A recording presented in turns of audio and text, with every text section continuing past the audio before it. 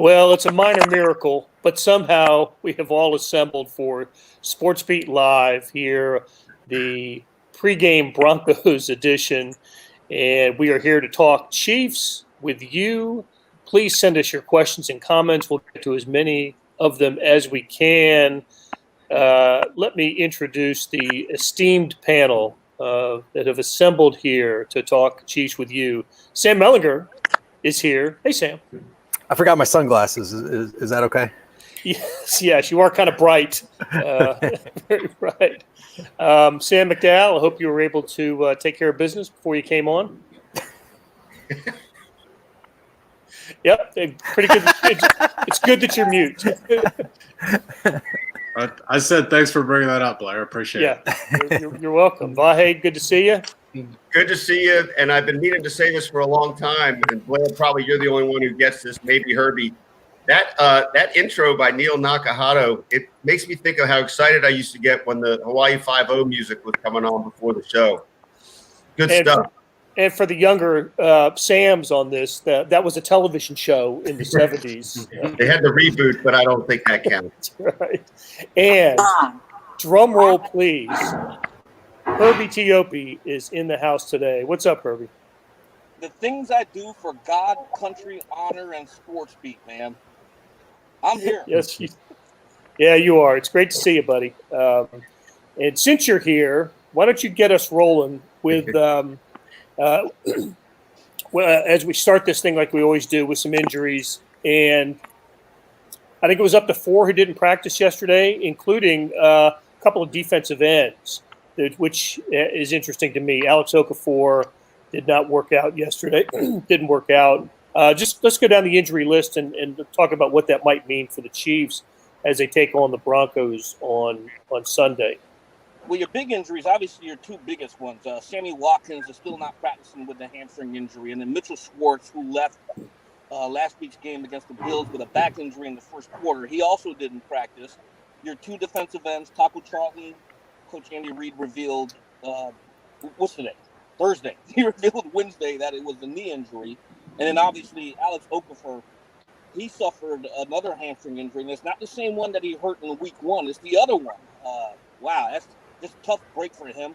But you're absolutely correct, because now they're down 2 defensive ends, and they're going to be tested on the pass rush side, because now you've got Frank Clark, Tano Passanio, and Damone Harris, who hasn't been active at all this year. They're down to their last 3 healthy defensive ends. Of course, Kershawn Wharton can kick outside as well, but being down 2 defensive ends is a concern. Yeah, I was going to say, you just mentioned what the options are there, but it doesn't seem like there are many options, and they're facing a team that's in the Broncos and maybe in some snowy conditions that's going to want to establish the run. Defensive linemen you're going to need on Sunday, your better ones. So we'll have to see. Another injury report today and on Friday as well, but the final injury report of the week. And Herbie, I wanted to ask you about some other names that came up this week, guys who haven't played and what their status is. Let's start with Kalen Saunders. What's going on with Saunders? Hey, Saunders landed on injured reserve earlier in the year with an elbow injury, but the Chiefs designated him as returned from injured reserve on Wednesday. The same thing with Martinez Rankin. Martinez Rankin has been on the PUP list with a knee injury that he suffered in Week 10 of the 2019 season. He's been designated as return to practice as well. Your last one is Jordan Tamu. He landed on the COVID-19 list during the Patriots week, but he was activated back to the practice squad. Your big ones are going to be Rankin and Saunders. I think Saunders and Rankin, you got a 3-week window now, because you got to, specifically in Rankin, on the PUP list, you got to spend at least a minimum of 6 weeks on the PUP list before you're designated to return to practice. And then once he returns to practice, which he did yesterday, you got a 21-day window for the Chiefs to either decide to keep him on the PUP list or activate him to the 53. The same thing, 21-day window with Saunders as well. So they've got some time there to evaluate them, see where they are with their injuries before they decide, are they healthy enough to return. Rankin, to me, is the big one, because they need some offensive line depth there. You've got Kalichi Osamelia, who landed on injured reserve last week. Schwartz is banged up. They're down to 8 offensive linemen, and they've had 8 offensive linemen active for every game this year. We'll get into the offensive line in a bigger way later because that was played such a big role in the win over Buffalo on Monday night. But let's talk about the newest acquisition for the Chiefs. After rushing for a season best at least, and I think an Andy Reid era best, 245 yards against the Bills, and 161 of those by Clyde Edwards-Helaire. The Chiefs went out and got Le'Veon Bell this week, and at least got him late last week, and now he is suited up, wearing uniform number 26, and ready to go against the Broncos on Sunday. I mean, is this just a case, Sam McDowell, of the rich getting richer? What is this? What is this going to mean for the Chiefs? I still think there's a question about how much this guy has left. When you look at the last couple seasons he's had, he started 17 games for the Jets, averaged 3.3 yards a carry, and they did have the worst offensive line in football according to some metrics, and at least bottom 5 according to pretty much all of them. Jets were last in the league in yards before contact for their running backs. I think it was 0.7 last year.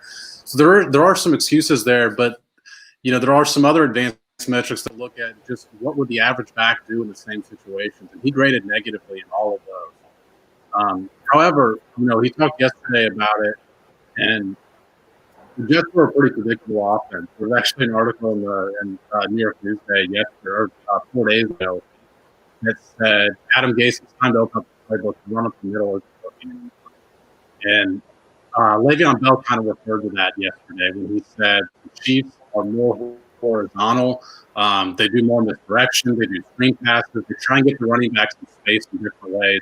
So if you're trying to be the optimist, I think that's probably what you look at, why this guy could be a little bit closer to maybe what he was in Pittsburgh than what he was in New York.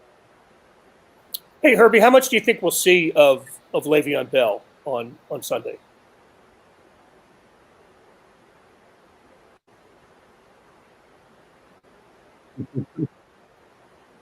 Oh, there we are.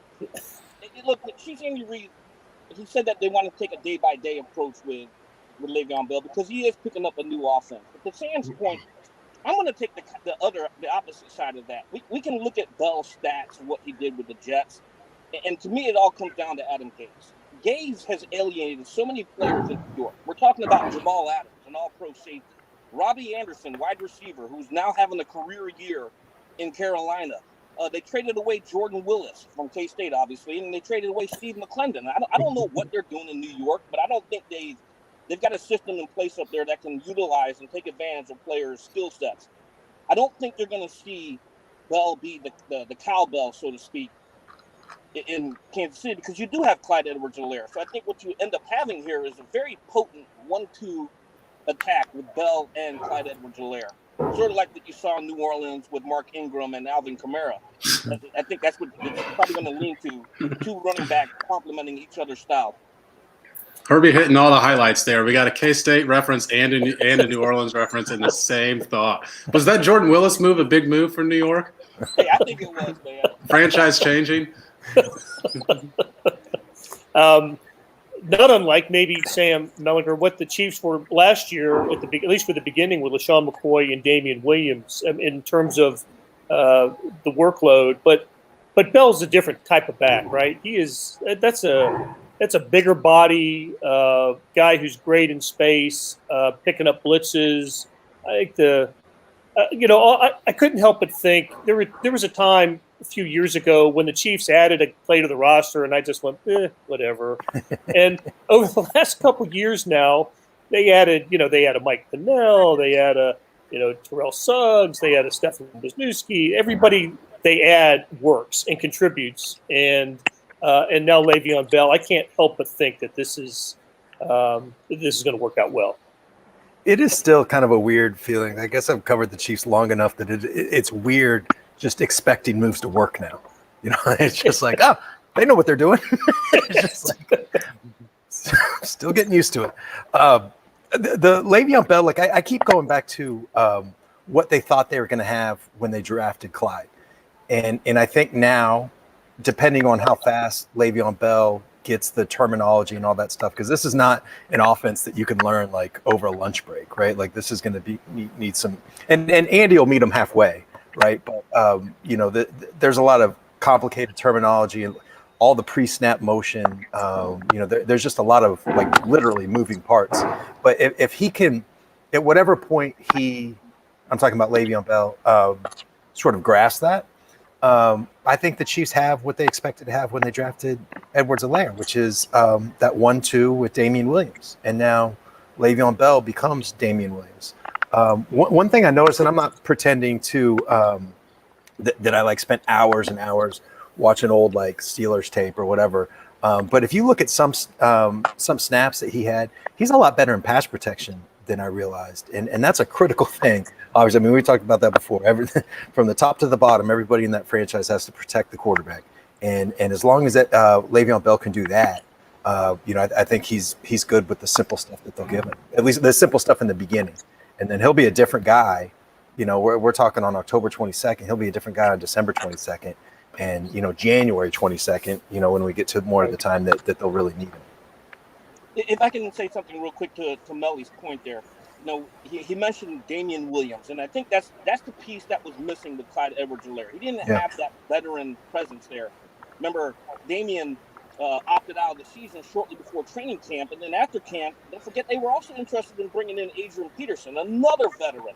So with Bell, you've got that veteran presence who can take that rookie under his wing and say, this is how it is in the National Football League, and this is what you need to do to improve and become a true professional.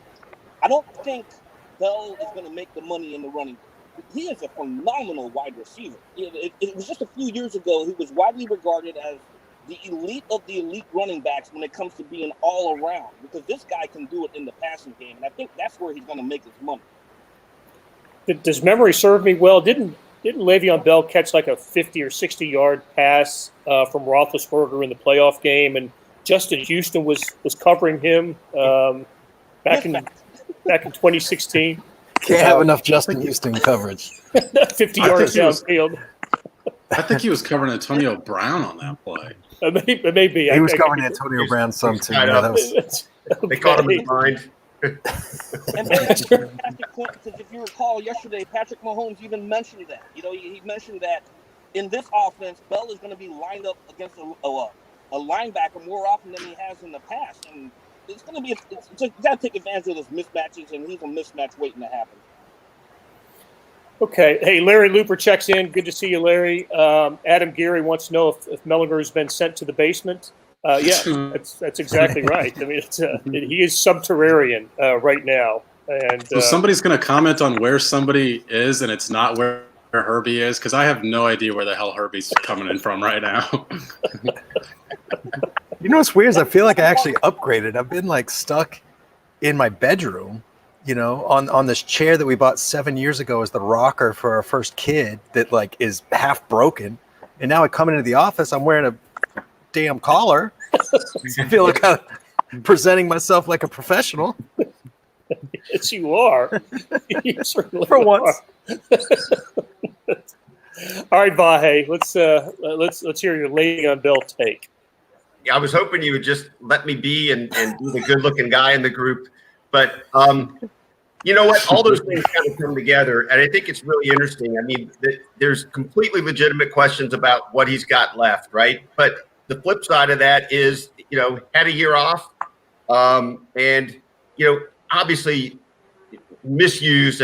I think is probably the best way to put it in New York, and something went terribly wrong in the mix between him and the coaches there, and Gay's in particular, and so it's a fresh start.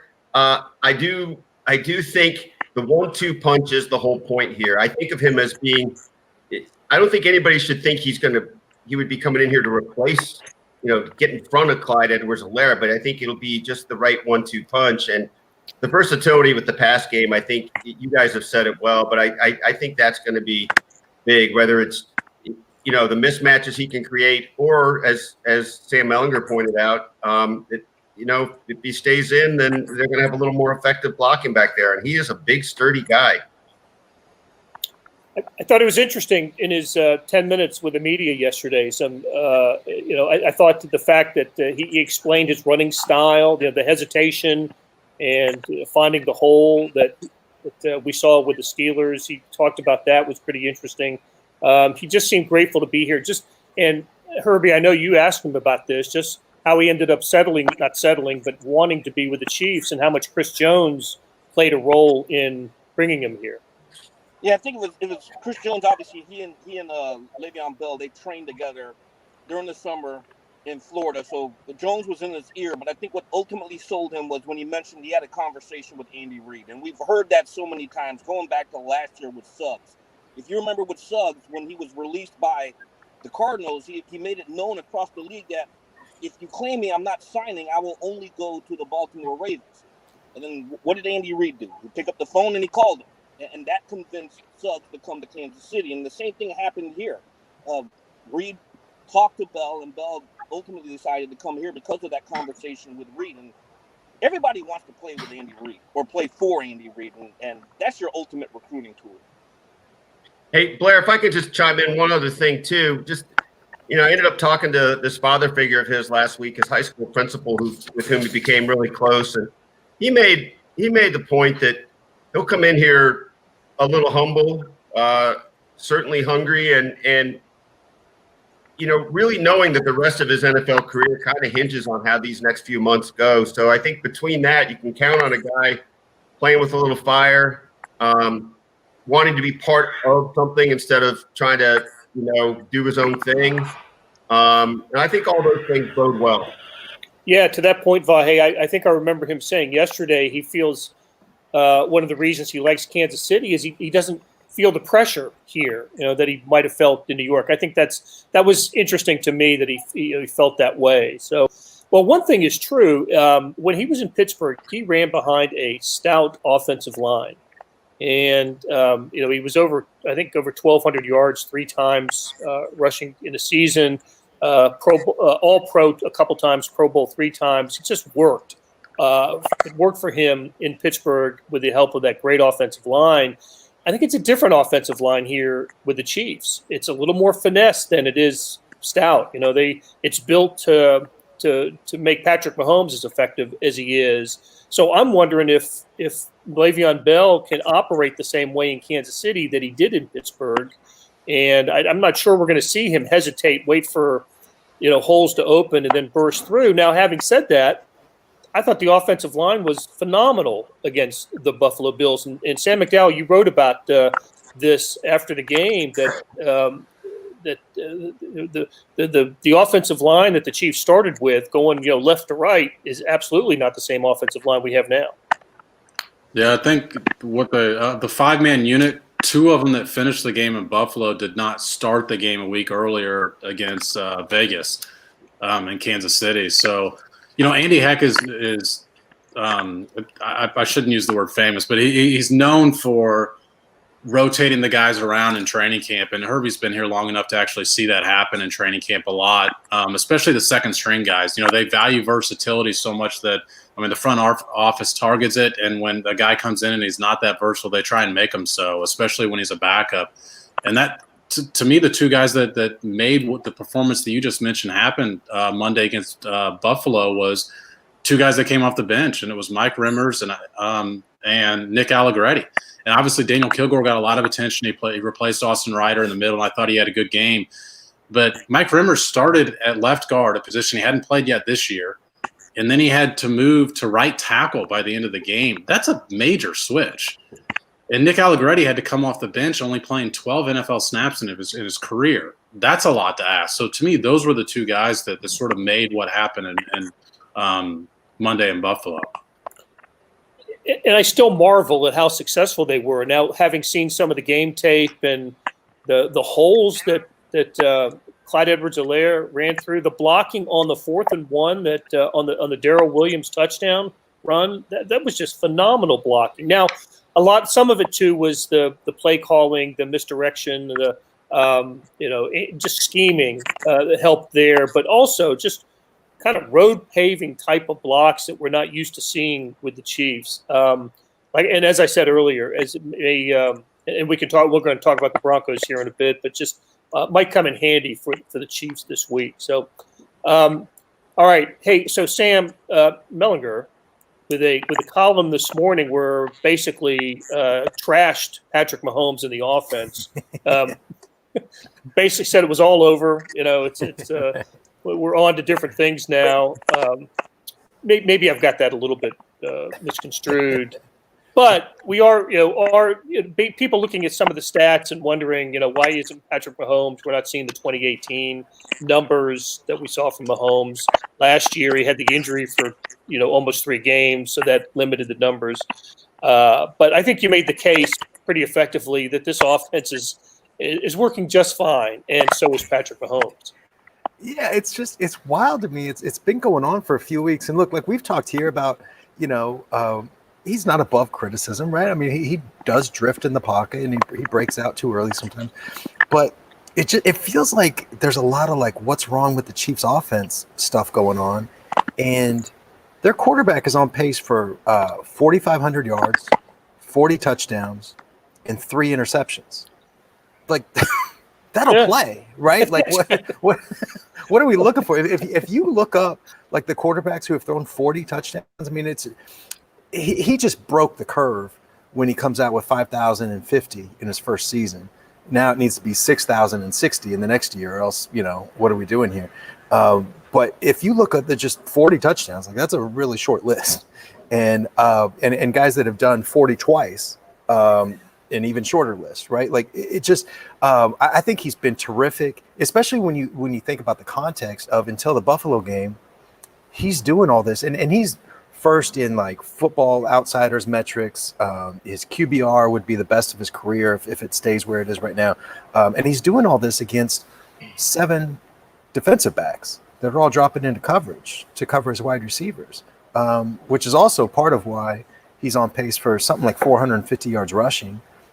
Which would be by far, I mean, that'd be twice as much as he's ever done in his career. I just, it just hit me for whatever reason this week of listening to a lot of like, and nobody's like trashing Patrick Mahomes. I don't want to like get like dramatic or anything, but it's like just sort of like, wow, how can they get to the next level? And it's like, guys, like 31 teams need to get to the next level to be where the Chiefs are right now. And I get like we expect them to score touchdowns all the time because of their talent, but they're doing pretty damn good, and it's just, it helps me at least like just reset a little bit and, not just the film and look at like, a drop by Kaiser, that could have changed that game, the hold on assembly, like these things, but statistically and on the film, I mean, it's just, they are cold blooded. And, it wasn't that long ago that this team is losing playoff games without giving up a touchdown, like let's just be realistic here a little bit. You know what I mean?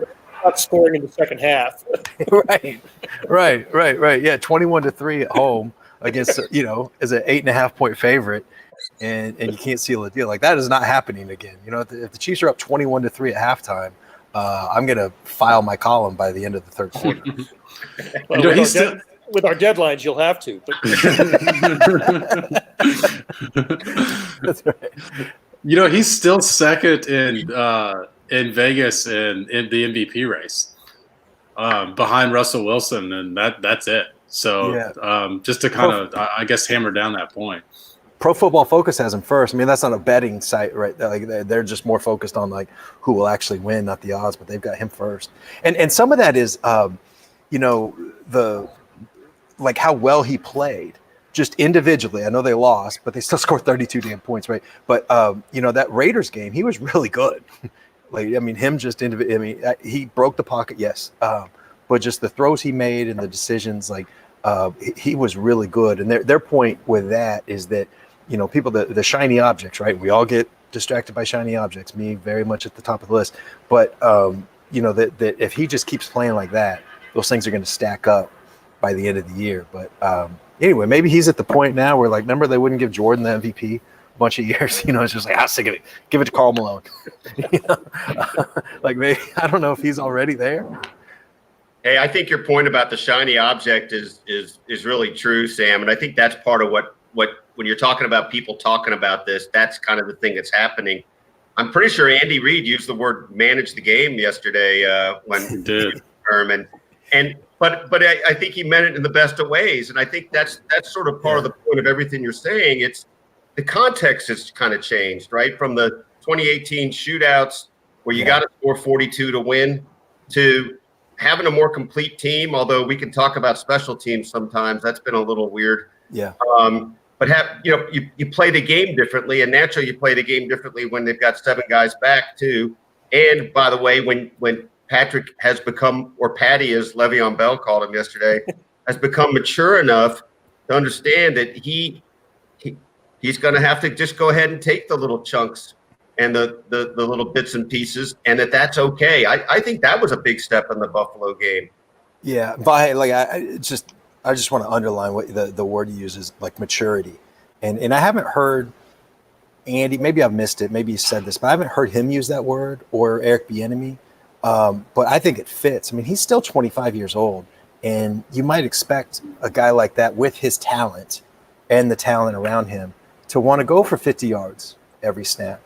And he doesn't. Like, he's okay going underneath. He's okay, and he'll admit, like, in an RPO, he's got to, like, remind himself, hand it off, like, he's still got that in him. But I think that's natural for a quarterback. But just that maturity, I mean, that he's so far ahead of schedule in that way. And I think that's been a big benefit this season with the way that teams are playing against them. David, to guide us or get us, I hope it's one of those two, David. Send us a reminder. The NFL scoring at a record rate, so I think that skews some people's perceptions of how the season is going. Sure. I think that's a good point. Really good point.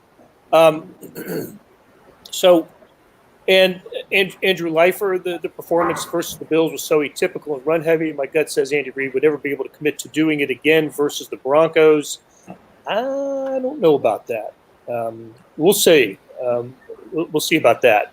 I think we might see the Chiefs try to establish the run against the Broncos on Sunday. Before we talk about run really well, I think that's an interesting matchup. I'm sorry to interrupt, but you're right. Interesting matchup. Boy, did they play great defense last week against the New England Patriots. Yeah. So before we talk about that, let's mention the defense quickly here. I thought one of the storylines that came out of the Bills game was how well the defense responded to the previous week. Yeah. And I thought their pride was hurt. I thought they were embarrassed a little bit. And now you give Steve Spagnuolo, a week plus a day to get ready for what has been a good Bills offense. And I thought he made Josh Allen look ordinary. I thought they got pressure on him without sacking him. And the corners played really well as well, if you excuse a couple of penalties. So, what do we say about the Chiefs' defense? Is that do they need to be reminded every once in a while that this is a good unit, and in games like Derek Carr and the Raiders can happen every so often? Yeah, I thought I'm not saying anything brand new here, but. The pass rush, I feel like it's just everything that they do, the way that they built their roster, first of all, and then the second level of that is the way that Steve Spagnuolo, I think, has designed, his general game plans. It all starts with the pass rush, and that's something I don't know what the Raiders did. I think at least a good chunk of that was what the Chiefs didn't do in getting to the quarterback, but they were in Josh Allen's face a lot, and Allen may have helped him out some by throwing, just at least this season, uncharacteristically inaccurate passes. But if they can get to the quarterback, they'll keep you under 20 points. I just think that's what we've seen. Right. Hey, Ron Locklar, great to hear from you from Germany, and I really appreciate you tuning in to SportsBeat Live and for this Chiefs discussion. So we can get somebody here from Germany, but the guy from Fort Leavenworth can't even get on. who spent a lot of years in Germany, by the way. Herbie, you still with us? Okay. We'll wait for Herbie to come back, but let's dive into the game on Sunday. Chiefs at Broncos. What a crazy series this has been. Sam Mellinger, I remember you and I talking a few years ago about Chiefs Broncos series, and we talked about the Broncos dominated the series when they had Hall of Fame quarterbacks, right? John Elway and then Peyton Manning, and now the story has turned because the Chiefs are bidding for their 9th straight win or 10th straight win against the Broncos, and I think its number would be 6 in a row in Denver if they're able to get it done on Sunday. An 8.5-point favorite to win for a 6th straight year in Denver. I never thought I'd see the day when the Chiefs had this much success against the Broncos. I've always found it interesting that, people of, let's just say, the Vahe in my vintage, think about the Raiders, Chiefs Raiders as the big rivalry, but those younger, they grew up with Broncos and Chiefs, and I always thought that for a generation, that's the bigger rival for the Chiefs has been the Denver Broncos, and it's just been interesting to see how the Chiefs have handled Denver this week. So what can we expect, and how will the weather play into a Chiefs Broncos game? If there's snow, it's going to be cold. The forecast is for 23 degrees at kickoff, after being 70 the day before in Denver, and 60% chance of snow by kickoff as well. So, Vahe, what do you think? Well, I suddenly am reminded of Patrick. I think I'm a snow guy, or whatever that was he said last year in the snow globe at Arrowhead.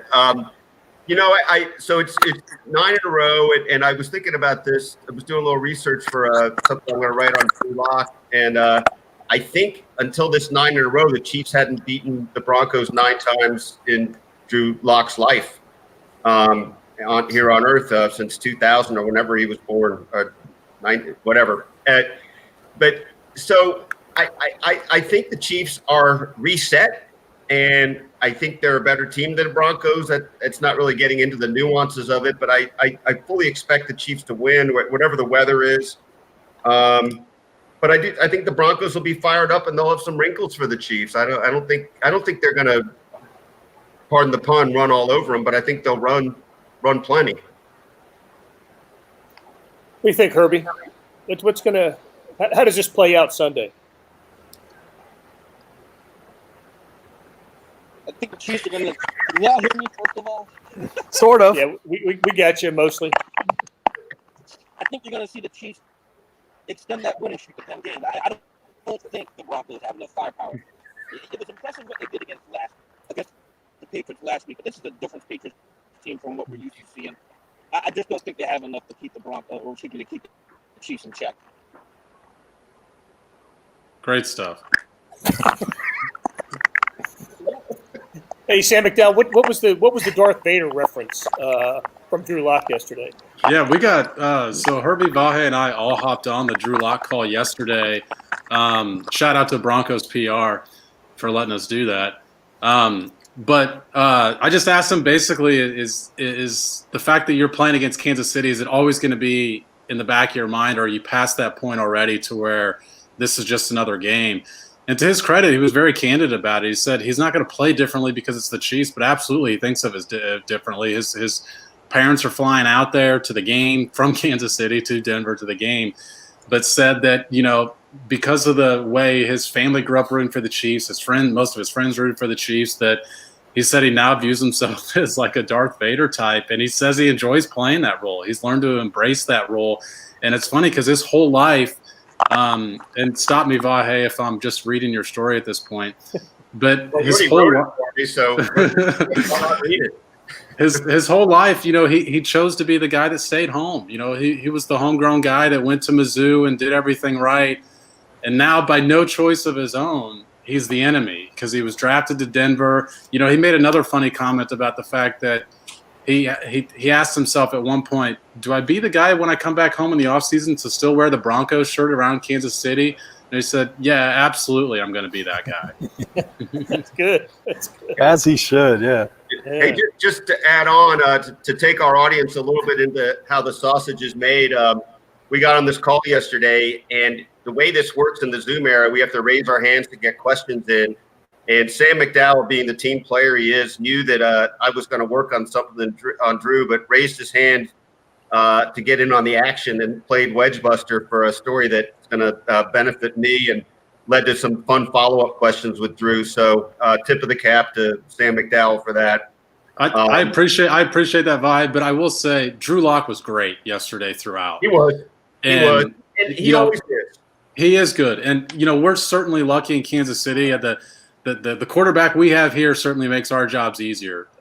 We certainly get a lot more interest in what we're writing because of the quarterback we have. And Patrick is very good with us in the media too. But there's an element of the media that's pretty lucky with the guy they have in Drew Lock over there in Denver too. And the best thing about Drew, it really is, and we've all known him in some degree or another for a few years now, is he really remains pretty real and pretty candid. And absolutely. And a lot of guys would not delve into the whole thing about, it's Kansas City, and I talked about this last year, and that's all in the past now. Instead, he was just really honest about it and offered more than he needed to, and spiced it up. I talked to him for the first time as a high school sophomore when he was at Lee Summit, because he'd been offered by Mizzou and he'd been offered by Oklahoma to play football and basketball there. And I went out to write a feature on that. And the Drew Lock we had yesterday is the same Drew Lock I remembered meeting as a high school sophomore. And I don't mean that he hasn't matured. Of course he has. But there's just the realness of his personality is the same guy that I remember back then. I think Denver wants to have him be the guy, right? Because absolutely. It has been such a revolving door at that position for the Broncos since Peyton Manning. That this current 9-game winning streak that the Chiefs are on against Denver started with the Peyton Manning game at Denver, where he threw four. He broke the NFL record for career passing yards that day, and he also threw 4 interceptions and got benched in the second half for Brock Osweiler, and it was a crazy game. And Drew is the 6th different quarterback to start for the Broncos against the Chiefs during this streak. Meanwhile, just Alex Smith and Patrick Mahomes for the Chiefs. So I think that if you're looking at it from a Broncos perspective, or if you're a Broncos fan, I think they want to believe they have the quarterback there, and they're probably a little unsure about whether they have the right head coach in Vic Fangio. So it's just that the eternal NFL conundrum, right? You got to get the coach and the quarterback right, and the Broncos kind of hope they have the quarterback right, and now they're wondering if Vic's the guy. I mean, they've only had Drew Lock for 2 years now. I mean, he's still a really young guy, and he also hasn't had a game where he's been healthy and all of his weapons have been healthy this year. He played in the opener. They're missing KJ Hamler in that game. They might get him back on Sunday, which would be big for them because he's a speed guy, and we saw what the Raiders speed guy did to the Chiefs. But I probably should sort of contradict myself a little bit, because the one difference that I did see in Drew Lock now compared to what he used to be is he does have a chip on his shoulder. And that came from the draft, the way the draft went. We heard a lot at Mizzou that he only beat the teams he was supposed to beat. He didn't put up the numbers against the good teams. Still expected to be a first-round pick. He was a first-round pick on most teams' board, and he dropped to the second round, didn't even go back there to watch for the second round. His friends had to convince him to actually go up on stage and drive over there after he'd been drafted in Nashville. And it was because he was pissed off about the way the draft went. So that's the one difference, I think, in Drew Lock now is he does play.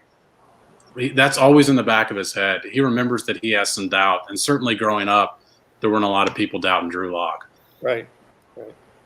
Okay, while we have Herbie here, let's get to some scores, some predictions, how we think it's going to go on Sunday. And we'll start with Herbie because just don't know how long we'll keep you here, Herb. So how's it going to go on Sunday?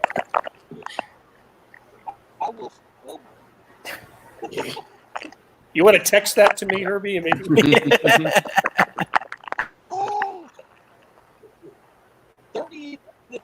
I don't know. All right. So 38-21. We got Herbie. We got it in. Okay. Hey, Vahe, what do you think? Well, first of all, it makes me think of the fact that we're not going to get the Charlie Brown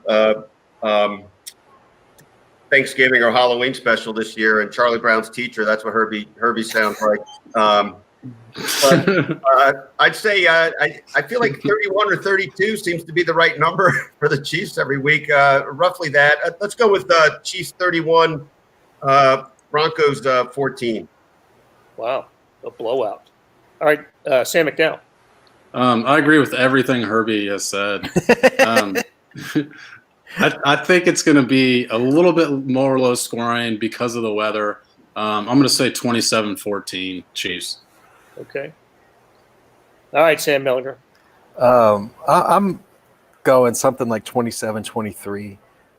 There's a part of me that believes that the same way we were just talking, you guys were just talking a little bit about this, about how much this game means to Denver, and they need to win that, like just show the Chiefs the same way like the Raiders threw their season at the Chiefs a couple weeks ago. And I could see the Broncos doing the same thing on Sunday and keeping it a little bit closer. I kind of like a low score. I like 23-16-ish for this. And I just, the snow, look, for whatever else he is, Vic Fangio has a great defensive mind, and I think he'll have a good scheme for the Chiefs. So I think it'll be, we're not going to see 5 touchdowns by the Chiefs. So I'm going to say 23-16, but also I think we all picked the Chiefs to beat the Bills the previous week. So we were on that one when it wasn't obvious that was going to happen. So, all right, well, let's get our technical difficulties figured out by Sunday, and it's always great talking to you and hearing from you guys. Larry, you're a star. Heard a lot of Larry Looper today. So for Sam McDowell, Sam Mellinger, Vahe Gregorian, Herbie Tiopi, and our producer Beth Welsh, we will talk to you again after the Chiefs-Broncos game on Sunday.